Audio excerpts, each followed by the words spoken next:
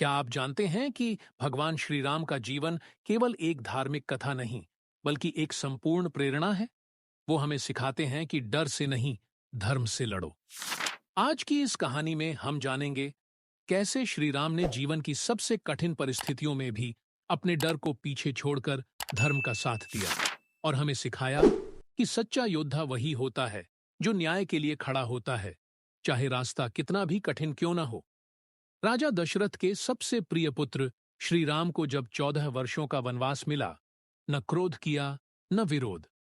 उन्होंने मुस्कुराते हुए मां कौशल्या से आशीर्वाद लिया और चल पड़े वन की ओर।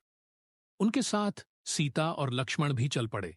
पर सोचिए, एक राजकुमार जिसे राज सिंहासन मिलना था, वो अब जंगल में भटक रहा था। लेकिन राम डरे नहीं, क्योंकि उन्हें विश्वास था कि हर परिस्थिति भगवान की योजना का हिस्सा है। वन में कठिनाइयों की कोई कमी नहीं थी, कहीं दैत्यों का आतंक तो कहीं प्राकृतिक विपत्तियां, लेकिन श्री राम का हृदय अडिग रहा। ताड़का राक्षसी का संहार हो या सुबाहु मारीच जैसे असुरों से युद्ध, राम ने कभी पाप से समझौता नहीं किया।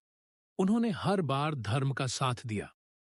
जब भी संकट आया, राम ने कहा, धर्म की रक्षा ही सबसे बड़ा कर्तव्य है। जब रावण ने माता सीता का हरण किया, तब एक सामान्य मनुष्य टूट जाता, लेकिन श्री राम ने रोना नहीं चुना। उन्होंने रणभूमि चुनी। उन्होंने वानरों की सेना बनाई, पुल बांधा और लंका पर चढ़ाई की। एक एक कदम उनके संकल्प और साहस का प्रतीक बना।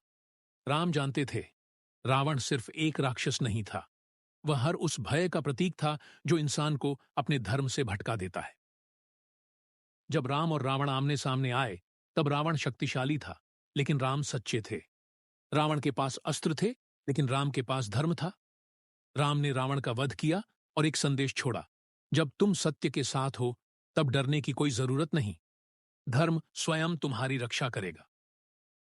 आज भी हमारे भीतर रावण है, लालच, क्रोध, भय, अहंकार।